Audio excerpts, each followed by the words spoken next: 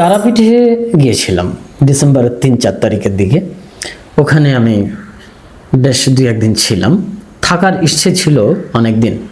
তো যাই হোক, এখানে এসে একটি বিরাট অভিজ্ঞতা হলো।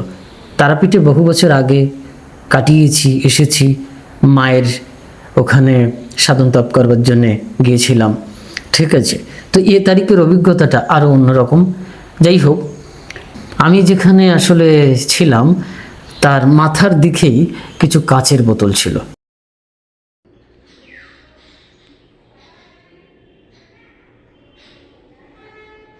এই বোতলগুলো দেখলে বুঝতে পারবেন কি ভয়ানক ব্যাপার। আসলে এটা মদের কাচের বোতল। এই দৃশ্য দর্শন করবার পরে কি মনে হচ্ছে?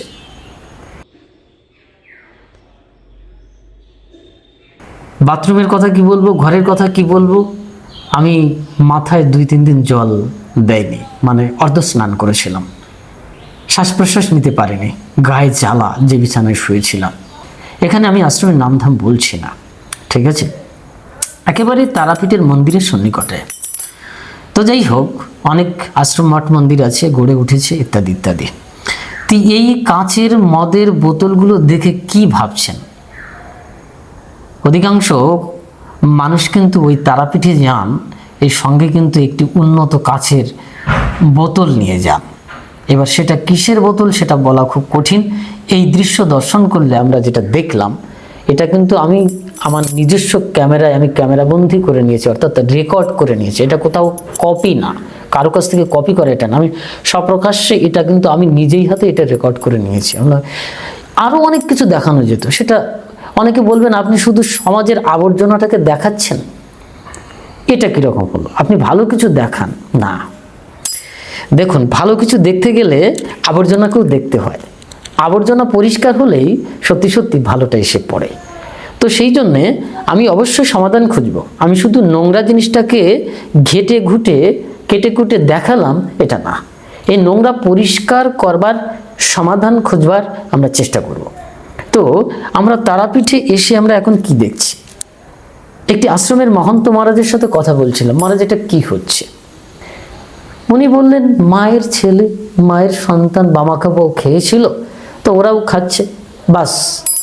এবার বুঝুন, সংস্কারক যারা সংস্কার করবেন তারাপীঠের বা অন্য অন্য তীর্থস্থানে, তারা কি করছেন?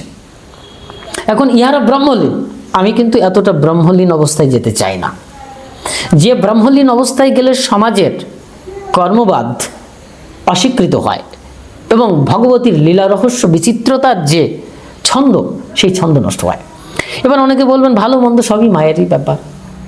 কোন কালে কোন খেয়ালে যে জগন্মাতা বলেছিলেন আমি 17 মা অ17 মা, কোন খেয়ালে যে বামাখাপা মদ খেয়েছিলেন তার গ্রামের ট্র্যাডিশন অনুসারে তখনকার বিশেষ বিশেষ স্থানে এসে প্রচলন ছিল, কিন্তু বামদেব স্বয়ং বশিষ্ঠ আচার্য, স্বয়ং মহর্ষি, স্বয়ং মহাত্মা, উচ্চকোটির মহাত্মা বামাখাপা খেয়েছিলেন, আর জীব খাচ্ছে। এটা একবারও মনে হচ্ছে না যে আমি বামাখাপা নই? বামাখাপাতে পরিণত হতে হয়। বামাখাপা তো মদ খেতেন না, সুরা খেতেন না, মায়ের অমৃত রসধারা পান করতেন। তিনি ব্রহ্মলীন অবস্থায় ছিলেন। তিনি পরম তত্ত্বজ্ঞ পুরুষ ছিলেন, যার কাছে ভালো এবং মন্দ দুটোই হয় না। কিন্তু সৃষ্টি জগতের শ্রীকৃষ্ণের পরিভাষায় শ্রীমদ্ ভাগবত গীতায় কর্ম রহস্য উঠে এসেছে। কর্ম 3 প্রকারের, সাধারণত কর্ম 2 প্রকার, সকাম নিষ্কাম, কিন্তু কর্ম 3 প্রকারের, কর্ম, অকর্ম আর বিকর্ম। যদি কর্ম, অকর্ম আর বিকর্ম, বিপরীত কর্ম, আর অকর্ম যা কর্মই নয়, ঠিক আছে। আর কর্মকে আবার 2 ভাগে ভাগ করা হয়েছে, সকাম এবং নিষ্কাম। ভগবান কৃষ্ণ অর্জুনকে সাজেস্ট করছেন তুমি নিষ্কাম কর্ম করো। কেন কৃষ্ণ এটা বললেন? তাহলে গীতোপনিষদের বেদান্তের যে তত্ত্বদর্শীগণ যে কথা বলে গেছেন, বা অবতার পুরুষ বা কৃষ্ণ যেটা বলেছেন, ঋষিগণ যেটা বলেছেন, সেটা অস্বীকৃত হয়। আমি ব্রহ্মলীন অবস্থায় আছি, তার মানে সমাজের কোনো সংস্কার আমি করবো না, কর্মবাদ বিচ্ছিন্ন হয়ে গেল, এটাকে শ্রীমদ্ ভাগবত গীতার বা গীত উপনিষদের পরিভাষায় বা বেদান্তের পরিভাষায় কিন্তু এটা উঠে আসেনি। অবশ্যই সাধকরা সগুণ এবং নির্গুণ মার্গে তপস্যা করতে পারেন। তারাপীঠে সগুণ মার্গের সাধকদের সংখ্যা বেশি দেখা যায়। অপরাধ কিছু নেই, কিন্তু অপরাধ হচ্ছে সগুণ মার্গের সাধনার ভেতরে যে প্রসিডিওর, যে প্রক্রিয়া রয়েছে, এবং তীর্থস্থানের যে পবিত্রতা, শৌচতা এবং পরিচ্ছন্নতা রক্ষা করবার দায়িত্ব রয়েছে, সেটা সাধকগণ বা সাধারণ ভক্তগণ বা সাধারণ মানুষ যারা, তারা ভুলে যাচ্ছেন। ওখানে কাচের মদের বোতল, প্লাস্টিক ইত্যাদি নোংরায় পরিপূর্ণ করে দিয়ে আসছেন, আর মন মন ঘি ঢালছেন নিজেদের স্বার্থ সিদ্ধির জন্য। বাস্তবিক কোনো কাজ হচ্ছে না। একজন মহারাজ আমাকে বললেন, এখানে যারা যজ্ঞ করায় আর কি, তাবিজ কবজ দেয় ইত্যাদি ইত্যাদি, বলছে তারা নাকি এবার ডিক্লেয়ার করেছে যে সব থেকে বাজারের উচ্চকোটি যে মানে তরল মানে মদ, সব থেকে দামি, একেবারে নিট অ্যান্ড ক্লিন, সেটা আনতে হবে, তা না হলে যজ্ঞ হবে না। এবং সেটা আবার ইহা বড় বড় বোতল। শগুন মার্গের উপাসনায় একজন স্বামীজি আমাকে বলছিলেন যে 3 প্যাক খাওয়ার কথা আছে। আসলে 3 প্যাক কি কোন প্যাক এরকম ভাবে বলা নেই, কিন্তু বলা আছে যেটা, সেটা অত্যন্ত কম, সেটা ভীষণ কম। আমাদের তন্ত্র সাধনার ভেতরে একদিন আমি একজন তান্ত্রিকের সঙ্গে, তিনি সিদ্ধ মহাত্মা, তিনি এখন শরীরে নেই, অনেক তখন আমি যখন সঙ্গ করেছি, তখন ওনার বয়স প্রায় 90-র কাছাকাছি হবে। এটা অনেক বছর আগের কথা বলছি। তার মানে উনি প্রাচীন আত্মা, এবং আসামের কামাখ্যা অঞ্চলে উনি দীর্ঘদিন ভৈরবীদের সাথে তপস্যা করেছেন। ভৈরবী মানে একটা ডিভাইন শরীর, সাধারণ ভৈরবী বা মেয়ে নয়। তো যাই হোক, তো সেখানে তিনি তপস্যা করেছিলেন, সেখানে সিদ্ধিঋদ্ধি লাভ করেছিলেন। তার সঙ্গে বসেছিলাম, মদের সামান্য অল্প একটু দিয়েছিল, সামান্য, মানে কি বলবো, হতে পারে সেটা 20 গ্রাম, ম্যাক্সিমাম 10 গ্রাম হতে পারে, ম্যাক্সিমাম 10 গ্রাম থেকে 15 গ্রাম। সেটাকে উনি কি করলেন, অ্যালকোহলটাকে কিভাবে মন্ত্রপুত করে সেটাকে বিনষ্ট করলেন, বাস এইটুকু। কিন্তু সেইটা খাওয়ার পরে মনে হলো জাস্ট জল, কোনো ধরনের মদের গন্ধ ইত্যাদি কিছুই নয়। এই বিষয় নিয়ে আমার একটু সামান্য এক্সপেরিয়েন্স আছে, এই জন্য আমি বলতে পারবো। তো তারপরে যখন সেটা গ্রহণ করলাম, আমি অবাক হয়ে গেলাম, এটা কি প্রকারে সম্ভব। তো যাই হোক, তার সাথে আমার খুব গভীর নিবিড় সম্পর্ক তৈরি হয় একটি পর্যায়ে। কিন্তু তিনি যে একেবারে পরাসিদ্ধি সম্পন্ন এরকম নয়, কিন্তু কিছু ঋদ্ধিসিদ্ধি ইত্যাদি লাভ করেছেন, ব্যাপারটি এরকম। তাই উনিও শগুন মার্গের তান্ত্রিক সাধক ছিলেন, কিন্তু তার ভিতরে কতটুকু ডিসিপ্লিন, পরিষ্কার পরিচ্ছন্নতা ইত্যাদি ইত্যাদি ছিল, হ্যাঁ, নারী সঙ্গ থেকে শুরু করে মদ ইত্যাদি, এ সমস্ত নানান বিষয় তার ছিল, অত্যন্ত শৃঙ্খলতা আমরা দেখতে পাই অনেক বড় বড় উচ্চকোটি মহাত্মাদের জীবনে। কিন্তু বামা খাবার জীবনী দিয়ে যারা নিজস্ব জীবনে মিলিয়ে দেওয়ার চেষ্টা করেন, আর মুরগির মাংস আর পাঁঠার মাংস আর খাসির মাংস ইত্যাদি মদের সঙ্গে মিশিয়ে খাওয়ার চেষ্টা করেন, তারা কিন্তু ভুল সিদ্ধান্ত প্রয়োগ করছেন এবং তীর্থস্থানের মহাত্মা নষ্ট হচ্ছে। একজন স্বামীজি মহারাজ আমায় বলছিলেন, জানেন কি না এটা কেন হবে না, কেন খেতে হবে না, কেন খাবে না? এক রাত্রিতে 10 কোটি টাকার মদ বিক্রি হয়েছে, 10 কোটি টাকার মদ বিক্রি হয়েছে, কেন এটা করবে না? এই বলেই তিনি ব্রহ্মলীন হয়ে গেলেন। আমি এই জায়গাটা কিন্তু তাদের সঙ্গে একটু বিতর্কে যাব। তো যাই হোক, এইখানেই সাক্ষ্য দিচ্ছে যে তারাপীঠের কি অবস্থাটা তৈরি হয়েছে। ঠিক আছে, এখন বলবেন যে আপনি খারাপটা কেন দেখবেন, ভালোটা দেখুন। হ্যাঁ, আমি তো ভালোটা দেখার জন্যই, মন্দটা পরিষ্কার করবার জন্যই চেষ্টা করছি, ভালোটার জন্য। আপনি আসলে ভালোটা দেখছেন না, আপনার অহংকার বৃত্তির দাসত্ব করছেন। আপনার যেটা ভালো লাগে আপনি সেটাই করছেন, কিন্তু ঈশ্বরের যেটা ভালো লাগে, ভগবানের পরম সত্তার, সচ্চিদানন্দ পুরুষের, সচ্চিদানন্দময়ীর, জগন্মাতা তারিণী তারা যেটা ভালো লাগে আপনি সেটা করছেন না। আমাকে আবার আসলে কি মদ খেতে ভালো লাগতো না, মায়ের চরণামৃত বা তার দুগ্ধধারা খেতে ভালোবাসতেন, তিনি পান করতে ভালোবাসতেন। সগুণ থেকে নির্গুণে যেতে হবে, সাধনাটা ক্রমানুসারে যেতে হবে। কিন্তু আপনি সগুণেই পড়ে রইলেন, আপনার মদই টার্গেট জীবনের, মাছ মাংস ইত্যাদি ইত্যাদি যে সমস্ত ভ্রষ্টাচারের নিয়ম কানুন রয়েছে সেগুলো আপনার পছন্দ। এগুলো তো আপনি অহংকার দাসত্ব করছেন, আপনি পুরুষ, পরম পুরুষের দাসত্ব করছেন না। সুতরাং সেখানে কি প্রাপ্তি হতে পারে? এই জন্য মানুষ কিন্তু যারা তাবিজ কবজ ইত্যাদি রোগব্যাধি থেকে মুক্তির জন্য চাকরি বাকরি পাওয়ার আসে সেই তারাপীঠে বা বিভিন্ন স্থানে ছুটছেন, তন্ত্র তান্ত্রিকদের কাছে যাচ্ছেন, সেখানে কিন্তু 99% মানে 1 কোটির ভেতরে 99,99,99 জন ব্যর্থ। এরকম প্রচুর মানুষ আমার কাছে এসেছে, তারা ব্যর্থ, লক্ষ লক্ষ টাকা ব্যয় করে তাদের বাড়ি গাড়ি সব ধ্বংস হয়ে গেছে, নষ্ট হয়ে গেছে। তাদের এখন শুধু চোখের জল আছে, আর কিছুই নেই। চোখের জলও শুকিয়ে গেছে, শুধু আছে জীবনের হতাশা, ব্যর্থতা। আমি এই হতাশা থেকে মুক্তির জন্য সাধক সমাজের মানুষ যারা, সাধারণ ভক্ত যারা, সাধারণ মানুষ যারা, তারা সগুণ মার্গে সাধনা করুক। এক একজন ব্যক্তির এক এক প্রকারের সাধনার শরীর থাকে, মন থাকে ইত্যাদি ব্যাপার থাকে, কিন্তু তার ভিতরে প্রসিডিউর, প্রক্রিয়া এবং শৃঙ্খলতা এবং ডিসিপ্লিন এবং শৌচতা এগুলো মেনটেন করতে হবে। একজন বলছিলেন, বা আমরা জানি যে 10 নামী শাখার ভেতর থেকে একটি শাখা অগরীদের ভেতরে প্রবেশ করেছে। তারা মাথার খুলির, মরা মানুষের মাথার খুলির ঘিলু খান ইত্যাদি ইত্যাদি। এটা আমাদের জানা আছে কম বেশি, কিন্তু মাথার ঘিলু খেতে হবে, এটাই কি জীবনের টার্গেট? নাকি আমার মস্তকের ভেতরে, আমার খুলির ভেতরে অমৃত রস আছে, অমৃত ঘিলু আছে, সেটাকে পান করতে হবে, সেটাকে খেতে হবে? এগুলো হয়ে গেছে একটি চূড়ান্ত, মানে এখন বলা হয় কলিহত জীবের কলিযুগে একটি মানে চূড়ান্ত ভ্রষ্টাচার, ব্যভিচার সম্পন্ন ব্যাপারটি। এখন সেখানে দাঁড়িয়ে আমি এই তারাপীঠের কিন্তু বামাখ্যাপার জন্মস্থানে গিয়েছিলাম, আটলা গ্রামে। ওখান থেকে ঘুরে আমি 3-4টে গ্রাম কিন্তু পায়ে হেঁটে আমি ঘুরে এসেছি, ঠিক আছে? কালীতলা ইত্যাদি মোড় থেকে, মহুলা ইত্যাদি, ওখান থেকে কিন্তু আমি হেঁটে হেঁটে আমি ভেতরে কবিচন্দ্রপুর হয়ে শঙ্কর খ্যাপা, শঙ্কর বাবার বাড়ি হয়ে বা সমাধিস্থান হয়ে আমি ঘুরে এসেছি।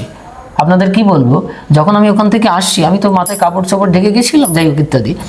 তো যারা আমাকে দেখছে ভয় পাচ্ছে, ছোট ছোট বাচ্চারা ভয় পাচ্ছে, বা বিশেষ করে বাড়ির যে মেয়েরা তারা ভয় পাচ্ছে। আমি ওইখানে একজন ভদ্রলোককে জিজ্ঞাসা করলাম, আচ্ছা বলুন তো এরকম ভয় পাচ্ছে কেন, বিশেষ কারণটা কি?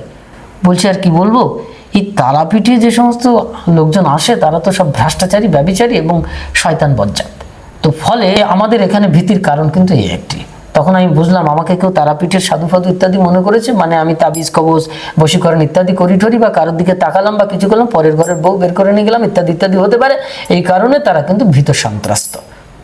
একটি ভালো কথা জিজ্ঞেস করছে, মন্দিরটা কার, সেখানেও তারা ইতস্তত করছে।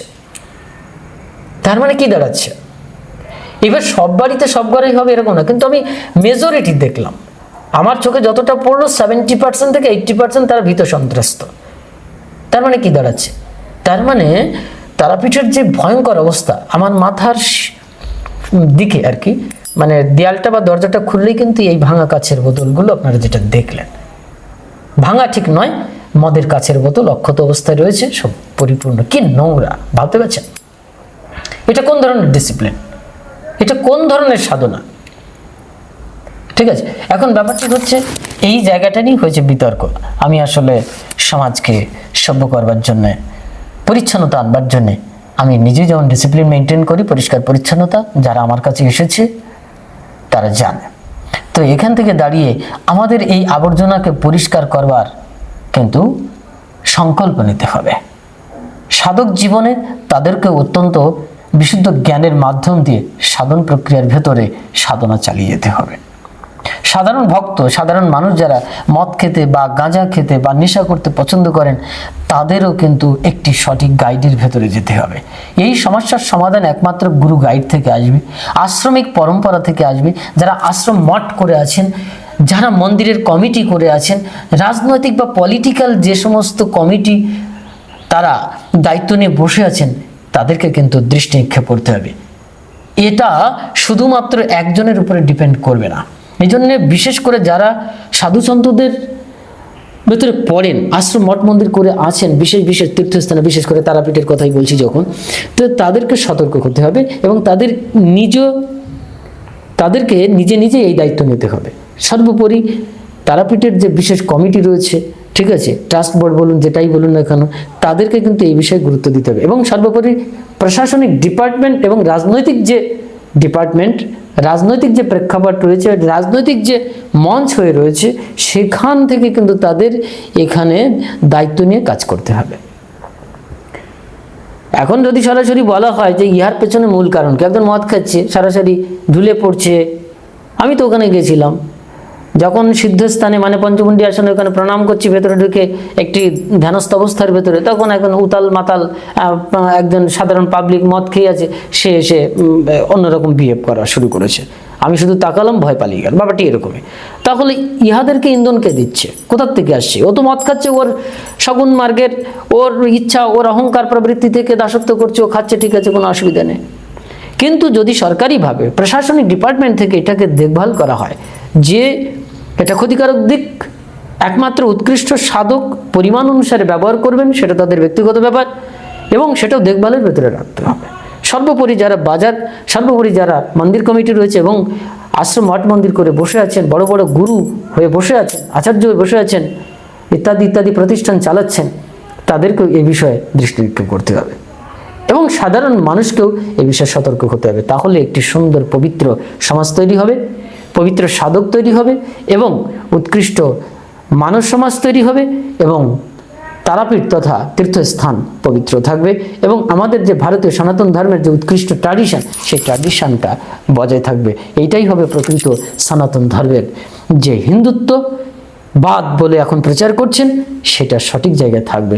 না হলে ওই শুধু মঞ্চের উপরে লোক জড়ো করা, ভিড় করা, ইত্যাদি ইত্যাদি করে কোটি কোটি টাকা ইনকাম করা, আর বাসনা নিয়ে বিজনেস করা, মদ বিক্রি করা ইত্যাদি করা, প্রচার সম্প্রচার করা, এগুলো কিন্তু সবই ব্যর্থ হয়ে যাবে।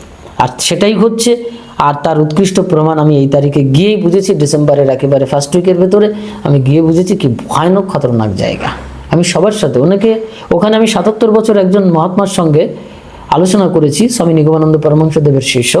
তিনি প্রাচীন মহাত্মা, বহু জায়গায় উনি উত্তর ভারতে দীর্ঘদিন তপস্যা করেছেন, দীর্ঘ বছর, ঠিক আছে, অনেক অভিজ্ঞতা রয়েছে। তাকেও বললাম, তিনিও পরিষ্কার পরিচ্ছন্নতা মেনটেন করেন, কিন্তু বলছে কি করব, করার কিছু নেই, মায়ের সন্তান খাচ্ছে যার যেটা, এ সবাই ব্রহ্মলীন অবস্থা। তা সমাজের দায়িত্বটা কে নেবে, কাজটা কে করবে, কর্ম অকর্ম বিকর্মকে কৃষ্ণের মতো দায়িত্ব নিয়ে অর্জুনকে কে বোঝাবে? কৃষ্ণটা কে হবে, অর্জুনটা কে হবে, অর্জুনটা কে করবে? এবং পবিত্র কুরুক্ষেত্রের যুদ্ধের মাধ্যম দিয়ে পবিত্র ধর্মক্ষেত্র তৈরি হবে কোথায়? এই জন্য কুরুক্ষেত্র কুরুক্ষেত্র শব্দটি বলা আছে। কুরুক্ষেত্র হচ্ছে ধর্মক্ষেত্র, যেখানে ধর্ম সংস্থাপিত হবে, ধর্ম প্রতিষ্ঠিত হবে। কৃষ্ণ রূপী মহাত্মারা এটা প্রতিষ্ঠা করবেন। শুধু কৃষ্ণের দায়িত্ব নয়, মহতের দায়িত্ব। তা ঋষি যোগী সন্ন্যাসী হয়েছে কোন কারণে?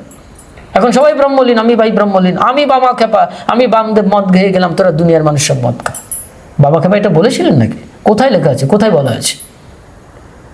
উনাকে যখন বলছেন যে আপনি মদ খাচ্ছেন সাধু মানুষ হয়ে, তা বলছে দেখ না আমি কি খাচ্ছি, খেয়ে দেখ। তখন যখন ঢেলে দিচ্ছে তখন দেখছে অমৃত দুগ্ধ দ্বারা, মায়ের দুগ্ধ দ্বারা পড়ছে দুধ। আপনি পারবেন এটা, আমি পারবো এটা? তাহলে মদ খাওয়ার আগে হিসেব করে খেতে হবে। আগে মায়ের দুগ্ধামৃত পান করবার সামর্থ্য অর্জন করতে হবে, মায়ের চরণামৃত পান করবার সামর্থ্য অর্জন করতে হবে। তারপরে মদ মাছ মাংস কাকে বলে, সর্বম খালিদম ব্রহ্ম, সেটা তখন পরিষ্কার হবে। এর আগে শুধু মুখের কথা দিয়ে বামা খেপা হওয়া যায় না, বামদেব হওয়া যায় না। বামদেব হতে গেলে কোটি জন্মের তপস্যার প্রয়োজন। কোটি কোটি জন্ম হতে পারবে কিনা বলা খুব মুশকিল আছে। উনি সাক্ষাৎ শিব শঙ্কর অবতার, ঠিক আছে। তো তার সাথে মিলিয়ে অবশ্য আমরা মেলাবো না কেন, এই জীবই শিব, কিন্তু এই জীবকে জীবত্ব কাটিয়ে পশুত্ব কাটিয়ে পশুপতি নাথকে পাওয়ার জন্য পাশুপত অস্ত্রের শিক্ষা করতে। পাশুপত ৮ প্রকারের বন্ধন আছে, অর্থাৎ অষ্টপাশ, এটা পাশুপত। ৮ প্রকারের বন্ধন থেকে মুক্ত হতে হবে, লজ্জা ঘৃণা ভয় শঙ্কা জুগুপ্সা কুল শীল মান ইত্যাদি। কোন সাধক এই ৮ প্রকারের বন্ধন থেকে মুক্ত হওয়ার চেষ্টা করছেন? ৮ প্রকারের এই পশুত্ব অর্থাৎ ৫ বন্ধন থেকে মুক্ত হওয়ার চেষ্টা করছেন। আরেকটা হচ্ছে এই অনন্ত ব্রহ্মাণ্ডে সব পশু, জীব বি যা কিছু আপনি আমি সব পশু। ইহার ভেতরে যে আধ্যাত্মিক শক্তি রয়েছে, সেই শক্তিকে একটি সেন্ট্রালাইজড একটি সেন্টারে এনে, অর্থাৎ কেন্দ্রীভূত করা, অর্থাৎ আপনার আত্মিক চেতনার ভেতরে প্রবেশ করবে, অর্থাৎ তখন আপনি হয়ে উঠবেন পরমাত্মিক সত্তার অধিকারী। এগুলো অনেক নিগুড় তত্ত্ব, পাশুপতাস্ত্রের শিক্ষা অর্জুন কীভাবে করেছিলেন ইত্যাদি ইত্যাদি। তাহলে সেই জিনিসগুলো যদি না হয়ে ওঠে, শুধু আমি মিলিয়ে দিলাম আমি জীব, আমি ব্রহ্ম, আমি শিব, শুধু এটা বললে হবে না, এটা বললে হবে না। সদ্গুরু গাইডের কাছে যেতে হবে, সঠিক একটি সমাজের সঙ্গে, পবিত্র সমাজের সঙ্গে আপনাকে চলাচল করতে হবে এবং পবিত্র সমাজ গড়বার সংকল্প নিতে হবে। আপনি শুধু একাই সাধক হয়ে উঠবেন, একাই আপনি ব্রহ্মলীন হয়ে যাবেন, জগতের কোনো কাজে লাগবে না, তাহলে সে সাধকের পূর্ণত্ব আসতে পারে না। এই জন্য পূর্ণত্ব আনতে গেলে, পূর্ণত্ব পেতে গেলে, ধর্মের পূর্ণত্ব আমরা যদি চাই, তাহলে কিন্তু আপনি, আমি, সমাজ, তীর্থস্থান ইত্যাদি সমস্ত জায়গায় কিন্তু ধর্মের যে অবয়ব সেটাকে প্রতিষ্ঠা করবার চেষ্টা করতে হবে। এই জন্য ধর্মের 10টি অঙ্গ আছে, তার ভিতরে শৌচতা একটি, আরো অনেক কিছু আছে, অন্তর ইন্দ্রিয় সংযম, বাহ্য ইন্দ্রিয় সংযম, সম দম ইত্যাদি। এইগুলো যদি না হয় তাহলে প্রকৃত ধর্ম প্রতিষ্ঠিত হবে কি করে? আমি শুধু সগুণ মার্গের খেয়ে যাব, সারা জীবন তুমি ছাগলের পাটার মাংস খেয়ে যাও, সারা জীবন তুমি হত্যা করো। একজন বলছে কি, ও তো মায়ের সন্তান, ওরা খেয়েছে, খাচ্ছে, খাক। হ্যাঁ, একজন সাধু সমাজের লোক বলছে শারদা মা বলেছিলেন আমি 17 মা, 17 মা। আচ্ছা, খুব ভালো কথা। তা যিনি এটা বলছেন, আমি তাকে মানে সরাসরি বলে আঘাত করতে চাইনি। আপনার মেয়ে, আপনি যদি বিবাহ করতেন, আপনার মেয়ে হতো বা আপনার মা হতো, তার যদি আপনার সামনে তাদেরকে যদি কোনো বলাৎকার করবার যদি প্রচেষ্টা করা হতো বা করতো, মানে এই শব্দটি বলা মানে মাকে অপমান করা, আমি ক্ষমা চেয়ে নিচ্ছি মায়েদের চরণে। তা যিনি এই ধরনের চিন্তা ভাবনা করে বলছেন, শুধুই ব্রহ্মলীনের কথা বলছেন, তো যখন নিজের মেয়ের ক্ষেত্রে মায়ের ক্ষেত্রে এটা ঘটবে সেদিন বলতে পারবে তো ওটা মায়ের ইচ্ছা হয়েছে, 17 মা 17 মা।